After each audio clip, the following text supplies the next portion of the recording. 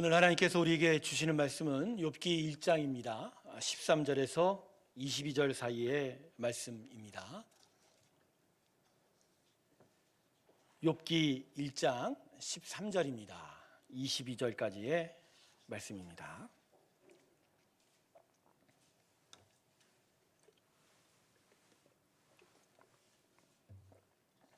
다 찾으신 줄 알고 제가 봉독하겠습니다. 하루는 욥의 자녀들이 그 맏아들의 집에서 음식을 먹으며 포도주를 마실 때 사환이 욥에게 와서 아뢰되 소는 밭을 갈고 나귀는 그 곁에서 풀을 먹는데 스바 사람이 갑자기 이르러 그것들을 빼앗고 칼로 종들을 죽였나이다. 나만 홀로 피하였으므로 주인께 아뢰러 왔나이다. 그가 아직 말하는 동안에 또 한 사람이 와서 아뢰되 하나님의 불이 하늘에서 떨어져서 양과 종들을 살라 버렸나이다. 나만 홀로 피하였으므로 주인께 아뢰러 왔나이다. 그가 아직 말하는 동안에 또 한 사람이 와서 아뢰되 갈대아 사람이 새 무리를 지어 갑자기 낙타에게 달려들어 그것을 빼앗으며 칼로 종들을 죽였나이다. 나만 홀로 피하였으므로 주인께 아뢰러 왔나이다. 그가 아직 말하는 동안에 또 한 사람이 와서 아뢰되 주인의 자녀들이 그들의 맏형의 집에서 음식을 먹으며 포도주를 마시는데 거친 들에서 큰 바람이 와서 집 내 문둥이를 치매 그 청년들 위에 무너짐으로 그들이 죽었나이다. 나만 홀로 피하였으므로 주인께 아뢰러 왔나이다 한지라. 욥이 일어나 겉옷을 찢고 머리털을 밀고 땅에 엎드려 예배하며 이르되 내가 모태에서 알몸으로 나와 싸운즉 또한 알몸이 그리로 돌아가올지라. 주신 이도 여호와시요 거두신 이도 여호와시오니 여호와의 이름이 찬송을 받으실지니이다 하고 이 모든 일에 욥이 범죄하지 아니하고 하나님을 향하여 원망하지 아니하니라. 아멘. 할렐루야. 아멘. 오늘도 복된 우리의 말씀을 듣는 시간이 되기를 원합니다. 욥기가 우리에게 주는 중심 메시지는 하나님의 주인됨입니다. 즉 하나님의 주권. 동방의 가장 훌륭한 자라고 기록하고 있죠. 욥기 1장을 보면 그때 그 욥이 뜻하지 않은 고난을 당하게 되고 또 그래서 그 고난을 당한 욥을 위로하고자 찾아온 세 친구들과의 논쟁을 통해 인생의 참된 주인이 누구인지를 깨닫게 되지요. 그래서 욥기는 우리에게 던지는 질문이 이겁니다. 우리 삶의 참된 주인은 누구이냐라는 것이죠. 하지만 욥기를 읽어보신 분들은 잘 알겠지만 욥기는 이 질문에 대한 답을 쉽게 주지는 않습니다. 욥기는 3장부터 아주 지루한 논쟁에 빠져들게 되죠. 무려 36장이라는 분량 속에서 과연 고난은 죄로부터 오는지에 대해서 세 친구와 욥의 지루한 논쟁을 계속 이어가고 있죠.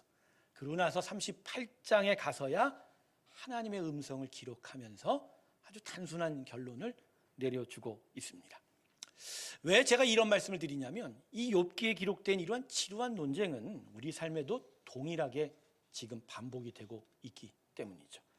우리는 지금도 여전히 고난 가운데 있습니다. 그리고 그 고난은 과연 어디서 왔는지, 과연 우리의 부족함과 연약함과 우리의 죄와 과연 고난의 관계는 무엇인지 말입니다.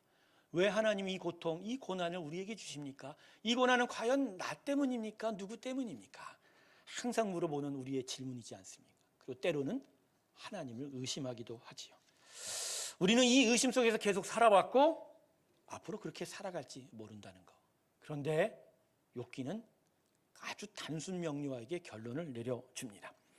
하나님께서는 욥기 마지막 부분에 가서야 등장하셔서 짧게 당신의 말씀을 전해주고 계시지만 아주 분명하게 대답하고 계세요. 우리의 참된 인생의 주인은 누구인가에 대해서 하나님께서는 이렇게 말씀하십니다. 나 여호와가 모든 인생을 창조한 만물의 주인이다. 할렐루야. 너희는 이걸 인정해야만 한다라는 것이죠. 그리고 욥기의 이러한 답변은 우리가 경험하는 고난에 대해서도 똑같이 이야기하죠.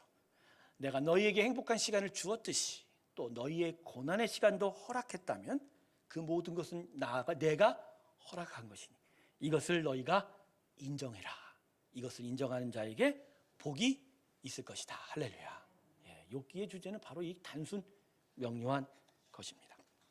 오늘 본문을 보면 극심한 고난을 경험한 욥이 하나님을 주인으로 인정하는 고백이 기록되어 있어요. 처음부터 욥은 아주 신실한 고백을 드리고 있습니다. 그래서 오늘 욥의 고백은 우리가 하나님께 드릴 수 있는 아주 정말 최고의 인생의 믿음의 고백이 될 수 있습니다. 자, 우리 본문 21절 우리 다 같이 한번 읽어볼까요? 자막으로 한번 보시는데 보십시오. 다 같이 있습니다. 시작. 이르되 내가 모태에서 알몸으로 나왔사온즉 또한 알몸이 그리로 돌아가올지라 주시니도 여호와시요 거두시니도 여호와시오니 여호와의 이름이 찬송을 받으실지니이다 하고. 아멘. 자, 이 21절엔 세 가지가 있어요. 첫 번째는 욥은 자기의 연약함, 부족함, 아주 자신의 가난함을 고백하고 있습니다. 내가 모태에서 알몸으로 나와서 결국 나중에 어디로 간다? 알몸으로 돌아. 난 아무것도 아니다.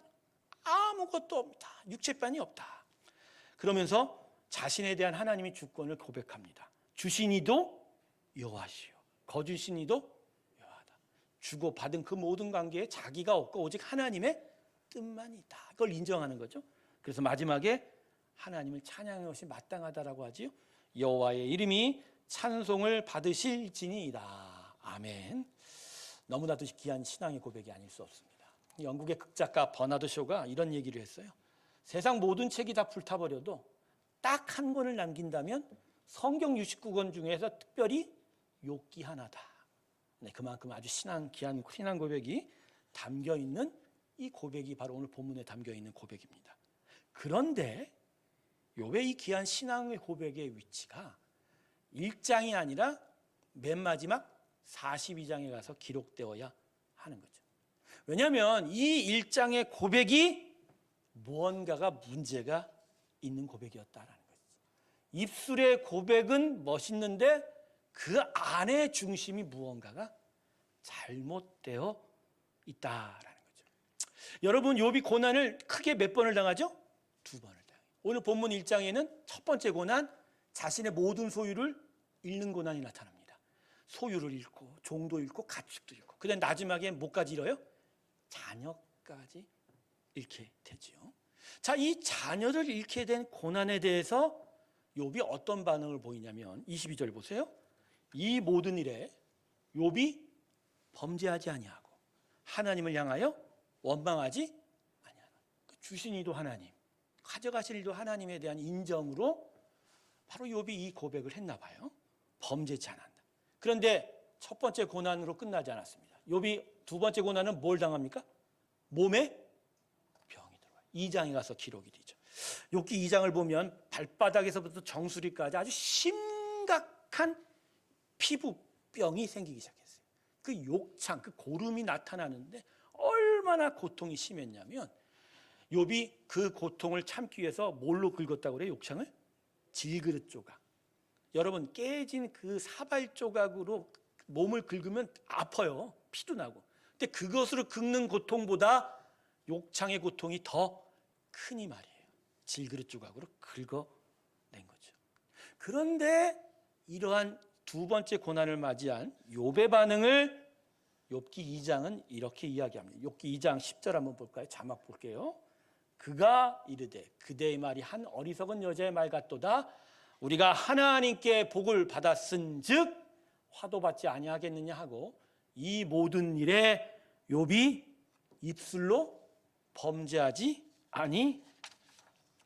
두 번째 몸의 고통을 당했음에도 욥은 요지부동 하나님께 원망하지 않은 것처럼 보인 거죠. 그런데 아까 우리가 읽었던 1장 22절과 지금 2장 10절 사이에 뭔가 미묘한 차이가 있어요. 자, 아까 말씀 기억하시죠? 모든 일에 욥이 범죄치 아니하였다고 했죠. 근데 지금 제가 읽었던 2장 10절은 뭐라고 하죠? 모든 일에 욥이 입술로. 똑같은 말 반복하면 되는데 왜 여기 와서는 뭐라고 얘기해요? 입술. 자, 이 고백의 차이는 그냥 문자적인 차이인가요? 아니면 뭔가 중대한 차이가 있었는가? 욥의 마음 안에 큰 일이 지금 일어나고 있음을 이야기해 주는 것이죠. 1장에 오늘 본문 우리가 읽었던 1장의 욥의 고백은 욥이 율법주의적 성향에서 나온 신앙 고백입니다. 여러분, 1장을 읽다 보면 욥은 얼마나 완전한 사람인지를 잘 기록하고 있거든요. 1장 1절을 보면 동방에서 아주 완전한 자라 그가 마음이 정직하고 온전하다라고 이야기합니다. 그러니까 그의 성품이 온전했다라고 이야기합니다. 근데 그 온전한 것이 그의 성품으로 끝나지 않아요. 욥의 가진 재산도 완전했다라고 합니다. 자, 욥기 1장 2절부터 3절 사이 봅니다. 그에게 아들 7과 딸 3이 태어나니라. 그의 소유물은 양이 7,000마리요 낙타가 3,000마리요 소가 500결이요 암나귀가 500마리이며 종도 많이 있었나니 이 사람은 동방 사람 중에 가장 훌륭한 자라. 자, 자녀가 몇 명이라고요? 아들 몇 명? 딸이 몇 명? 합이 7, 3, 10은 숫자 중에 완전한 숫자라고 얘기하는 거예요. 자, 그게 가죽의 숫자도 못지 똑같은 숫자의 나이입니다. 양이 몇 천 마리요? 낙타가 합이 10,000마리, 소가 500마리, 낙이 500마리 합쳐서 욥이 가진 가축, 즉 재산도 완전했다라는 거예요. 완전했다. 성경의 인물 중에 가장 부자로 솔로몬을 들고 있는데 제가 볼 땐 욥이 가장 부자예요. 욥이 가장 부자라고 저는 알고 있습니다. 결국 욥기 1장을 보면 욥은 성품뿐만 아니라 가지고 있는 것도 완벽했다, 완전했다라는 거예요. 그래서 그 완전함이 바로 욥의 상징이었다는 거죠. 그런데 그 완전한 욥 심령에는 너무나도 불안한 게 숨겨져 있는 거예요. 자, 이어지는 1장 4절과 5절을 봅니다. 그의 아들들이 자기 생일에 각각 자기 집에서 잔치를 베풀고 그의 누이 3명도 정하여 함께 먹고 마시더라. 그들이 차례대로 잔치를 끝나면 욥이 그들을 불러다가 성결하게 하되 아침에 일어나서 그들의 명수대로 변제를 드렸으니 이는 욥이 말하기를 혹시 내 아들들이 죄를 범하여 마음으로 하나님을 욕되게 하였을까 함이라. 욥의 행위가 항상 이러하였더라. 자, 욥이 아주 경건한 사람으로 나오죠. 자녀들의 범죄함도 허락하지 않고 밤새 죄를 범했으면 아침에 일어나서 정결례를 행하는 그것까지도 욥이 정말 잘 지켜냈다. 그런데요, 이게 순전한 경건을 이룬 것이 아니라 욥이 무언가에 대해서 불안해 한 건 거예요. 자신이 가진 완전한 것들을 계속 지켜내기 위하여 욥은 완전한 경건을 이루어야 했다라는 거예요. 즉 자기가 가진 것들을 다 지켜내려면 나는 하나님 앞에 언제나 거룩해야 했다는 거예요. 우리는 욥을 보면 욥이 대단한 신앙의 사람이다 생각하지만 대단한 신앙의 사람이 아닙니다. 그는 자기가 갖고 있는, 자기가 받았던 걸 지키기 위해서 경건하려고 했지, 진짜 순수하게 하나님을 향하여 진짜 하나님의 은혜에 감사하고 하나님만 바라본 사람은 아니었다라는 거예요. 조건적인 고백에 불과했다는 거예요. 그래서 처음엔 자녀를 잃었을 때 그나마 내가 정말 경건한 고백을 계속 드린다면 하나님이 이거를 또 회복해 주겠지 했던 거예요. 근데 그러니까 모든 일에 범죄하지 않았죠. 근데 웬걸 회복하긴커녕 오히려 정수리로부터 바닥까지 욕창이 나니까 욥이 기대가 무너진 거예요. 자기 생각이 무너진 거예요. 나는 하나님 앞에 온전하면 나아갔는데 하나님은 더하여 내 인생에 병까지 주셨네. 그래서 입술로는 하나님을 범죄하지 않았지만 그의 마음 안에는 뭐가 가득 차기 시작했어요? 불안과 두려움과 불만과 원망이 가득했어요. 목사님, 이게 어디 증거가 있냐고요? 욥기 3장 1절에 가면 증거가 있습니다. 자, 욥기 3장 1절을 보십시다. 자막 봅니다. 시작. 그 후에 욥이 입을 열어 자기의 생일을, 여러분 이게 뭐 몇 달 몇 년 후에 있는 일이가 아니라 몸이 아프고 난 이후에 갑자기 어느 순간 생일을 저주하기 시작한 거예요. 여러분 이건 어떤 일이냐면 마음 한구석에 있었던 불만과 원망들이 점점 가득 차서 어느 순간 갑자기 자기 입으로 막아 하나님은 그래도 신실하십니다 했던 자가 갑자기 어느 날 폭포수와 같이 내분 댐의 그 뚝이 푹 터져서 가둬둔 물이 폭발하듯 흘러내리듯이 욥의 마음에 가득한 원망이 입술로부터 흘러내리기 시작한 거죠. 그러니까 입술로 범죄하지 않은 게 아니라 사실 이 마음 안에서부터 이미 원망하고 하나님을 향하여 불평하기 시작했다는 거예요. 그래서 오늘 본문에 욥의 고백이 가지고 있는 문제는 문자적인 문제가 아니라 중심의 문제인 거예요. 하나님의 자녀는 도대체 무엇에 대해서 감사하고 있는가? 결론적으로 얘기하면 욥은 자기가 받고 얻은 거에 대한 감사였지 정말 하나님에 대해서 감사한 건 아니었다는 거예요. 그래서 나중에 하나님이 욥기 38장에 가서 뭐라고 얘기하세요? 너의 고난은 이러이러해서 나타났다, 그 얘기 안 하세요. 계속 그거 얘기하세요. 내가 이걸 만들고 이걸 짓고 이걸 조성하고 이거를 만들 때 너는 거기에 있었냐? 즉 나 하나님의 창조, 만물의 주인 되신만을 계속 선포하셔요. 그걸 듣고 욥이 깨닫는 거죠. 진짜 하나님이 중요하고 진짜 하나님에 대한 감사가 있어요. 그제서야 욥의 고난이 다 풀려가기 시작했다. 결국 욥의 실상은 어떤 사람이냐면 하나님이 공급하고 주셨던 인생의 그 울타리로 인한 감사였던 거예요. 자기 안에 하나님이 정말 축복하여 주신 그 울타리의 완전함에 대해서 감사했던 거예요. 그러니 그 감사가 갑자기 심각한 고난이 오니까 깨져버리기 시작한 거예요. 여러분, 사단이 욥의 고난에 관계가 돼 있죠? 1장과 2장을 보면 사단이 하나님 앞에 와서 하나님께 참소하기 시작합니다. 근데 그 참소의 내용이 뭐죠? 하나님은 욥을 자랑했어요. 그러니까 욥을 떠본 거죠, 사탄한테. 야, 너 동네방네 다 돌아다니는데 그 욥만한 사람 없지? 그러니까 사단이 뭐라고 그랬어요? 쟤요, 저 가진 것 때문에 그래요. 그 가진 거 한번 딱 잃어버리게 해보십시오. 욥의 고백이 어떤지요. 근데 재산 딱 잃어버리니까 욥이 그래도 하나님을 고백했거든요. 그자 제차 2장 가서 욥이 사단이 뭐라고 그러죠? 하나님께 개요, 가만 몸에 한번 병 한번 줘보세요. 진짜 어떻게 하는지. 그 순간 욥이 어떻게 됐어요? 입으로부터 드디어 하나님을 원망하기 시작했다는 거예요. 자, 욥기 2장 4절 말씀 한번 볼까요? 사단이 여호와께 대답하여 이르되 가죽으로 가죽을 바꾸오니 사람이 그의 모든 소유물로 자기의 생명을 바꾸올지라. 여러분, 이 가죽으로 가죽을 바꾼다는 얘기는 뭐냐면요, 사람은 기본적으로 살가죽으로 사는 거예요. 인생이 타락한 사람은 영이 죽었기 때문에 육체로 사는데 그 위에 가죽을 덮었다는 건 뭐예요? 하나님의 은혜의 가죽, 하나님이 보호하고 하나님이 지켜주시고 하나님이 공급하셨다라는 거예요. 그래서 거기에 욥이 마음을 빼앗겨서 입술로는 하나님을 찬양하지만 실제로 그 마음 안에는 참된 감사는 아니다라고 지금 사단이 참소하고 있는 거죠.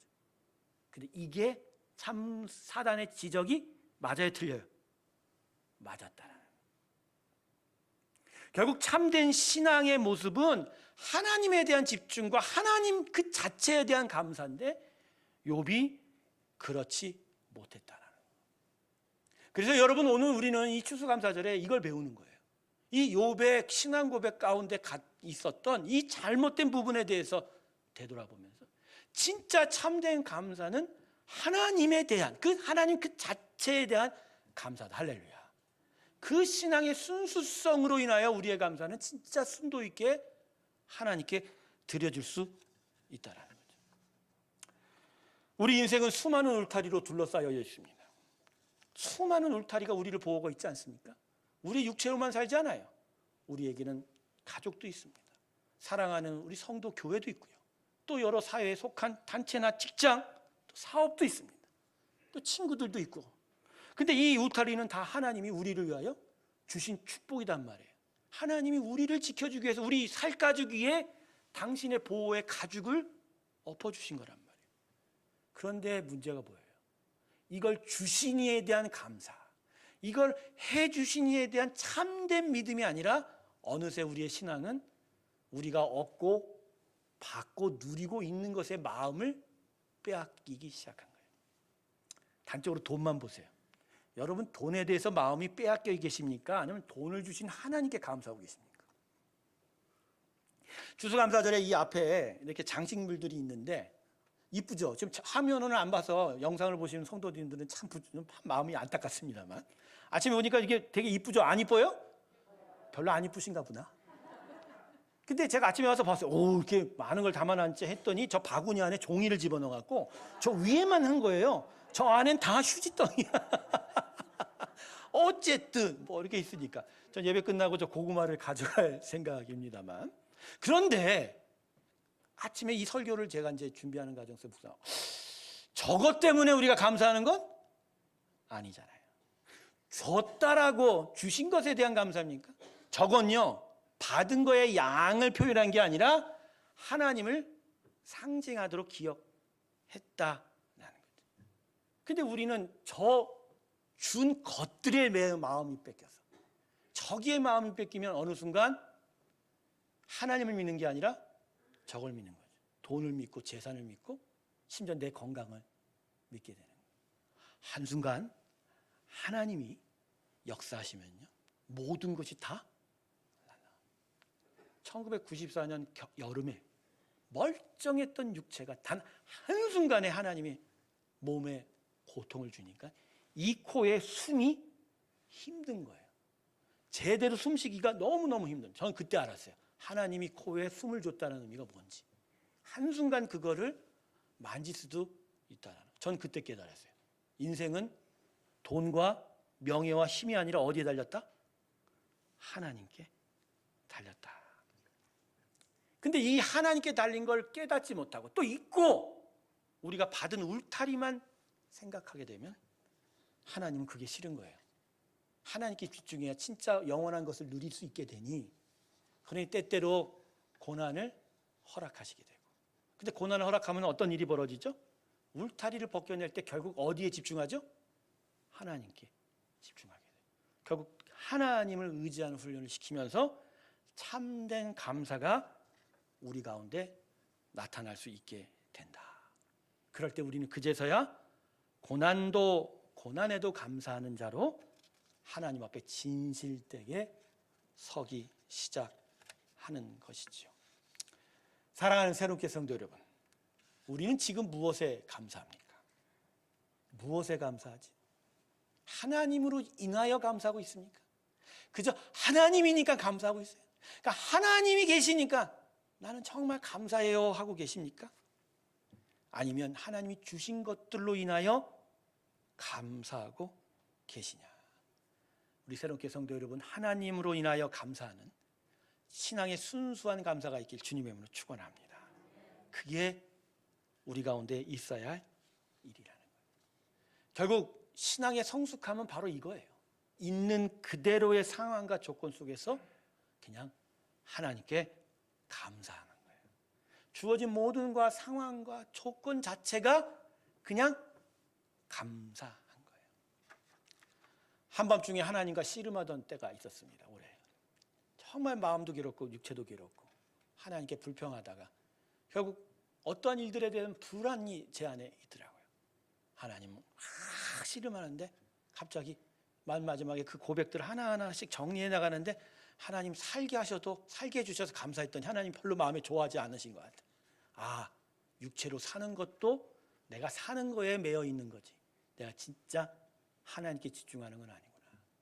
결국은 사나 죽으나 난 하나님을 위하여 살겠습니다. 할렐루야.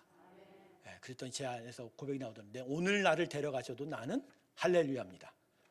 그 다음날 아침에 진짜 태어나는지 다시 살아나는지 내가 궁금했었는데, 하지만 우리를 둘러싼 울타리를 보지 않고 하나님께 순전한 감사를 드리기가 쉽지는 않을 거예요.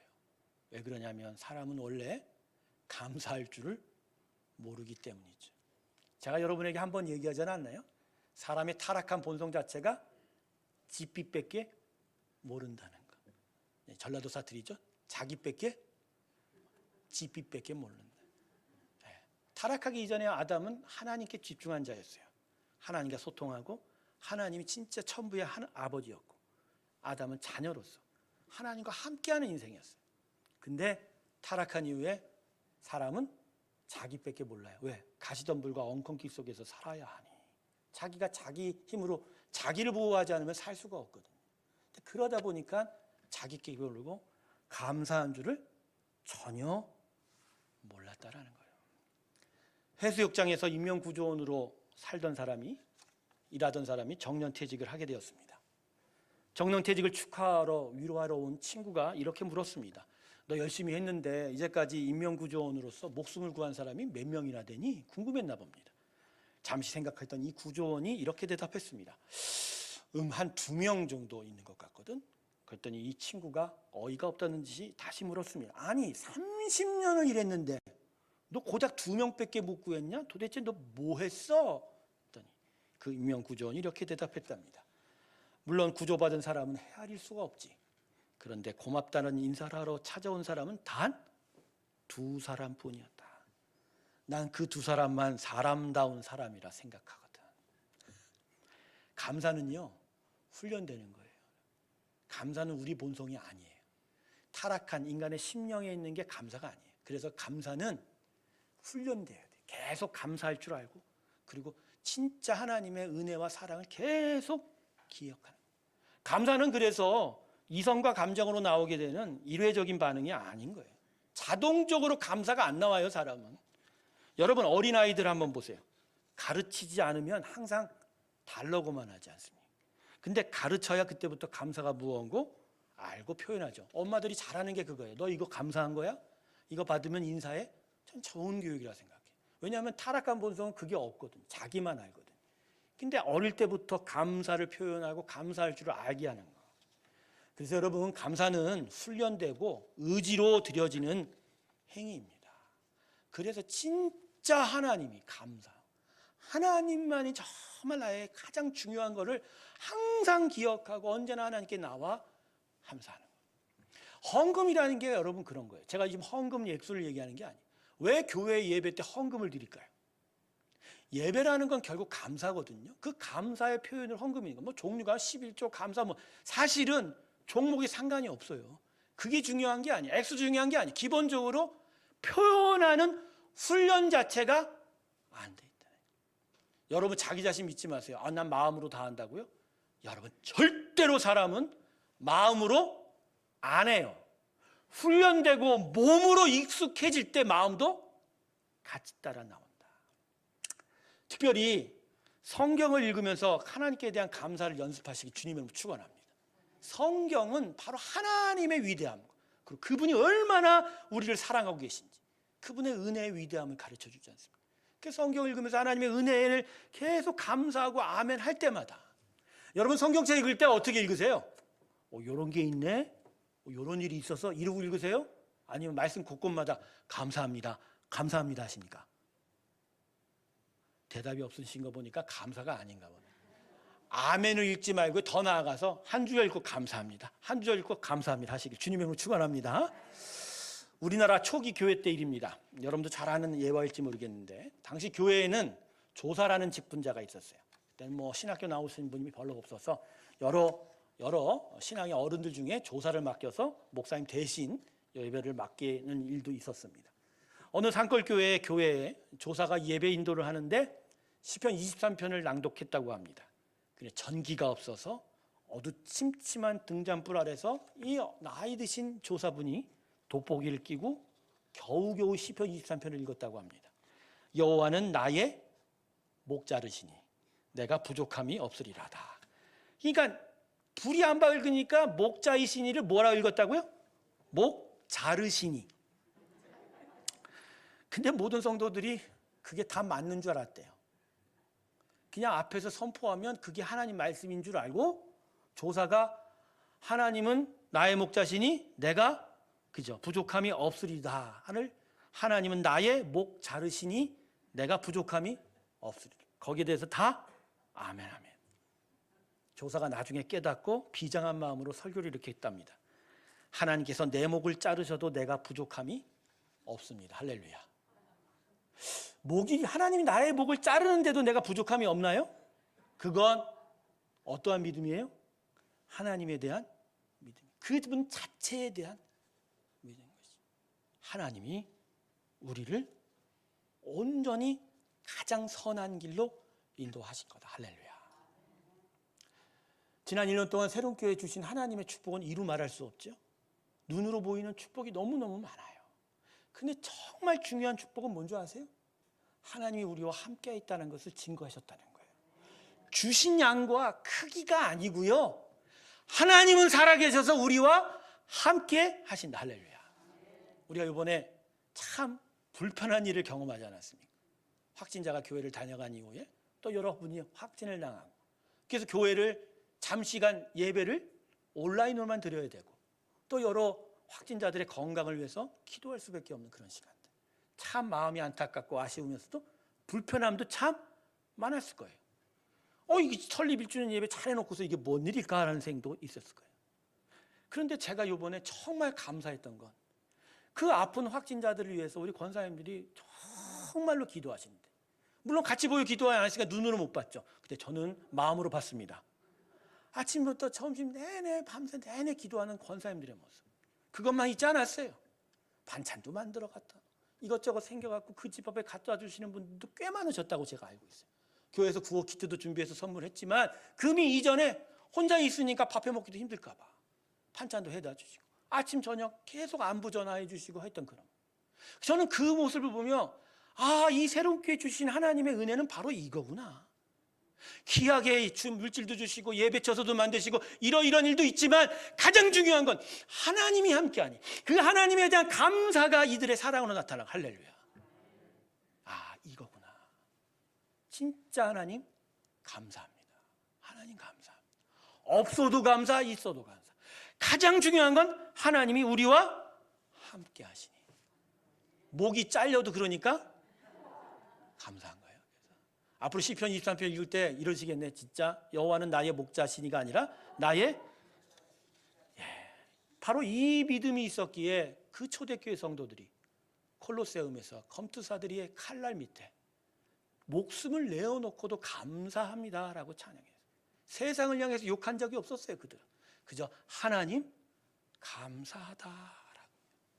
이 귀한 감사가 우리 가운데 회복이 되길 주님의 이름으로 축원합니다. 하나님 그렇게 하고 계세요. 그렇게 하고 계세요. 말씀을 정리하겠습니다. 감사는요, 내가 받을 자격이 없기 때문에 감사하는 겁니다. 받을 자격이 없어서 그래도 하나님이 함께 하시고 또 주시니, 또 여기까지 함께 하시니 감사. 즉 주어진 것에 대한 초점이 아니고 주신 분에 대한 초점입니다. 결국 우리의 신앙의 삶에 하나님이 결국 무엇을 하세요? 세상을 보지 않고 사람을 보지 않고 하나님을 보게 하잖아요. 계속 우리에게 주시고자 하고 우리를 온전히 인도하시고자 하는 하나님을 향하여 우리의 눈길이 들어가는 그분에게로 초점을 맞추는, 바로 그게 참된 감사, 순수한 감사의 포인트가 될 줄로 믿습니다. 오늘 하루 하나님이 나에게 무엇을 해줄지가 아니라 그냥 살아계신 하나님이 나와 함께 하시는구나, 이걸 묵상하고 깊이 감사하는 우리의 귀한 성숙한 감사가 있기를 주님의 이름으로 축원합니다. 기도하겠습니다. 하나님, 욥의 고백은 문제가 있었습니다. 항상 불안했습니다. 자신의 경건하지 못한 모습이 고난과 고통을 가져오는 것은 아닌지, 하지만 하나님의 주신 시련 속에 그는 여호와를 향한 신앙을 회복했습니다. 오직 하나님만으로 인하여 감사할 줄 알았던 욥의 신앙 고백이었습니다. 하나님, 저희가 이렇게 회복된 고백되기를 원합니다. 하나님을 향하여 감사하는 자가 되기를 원합니다.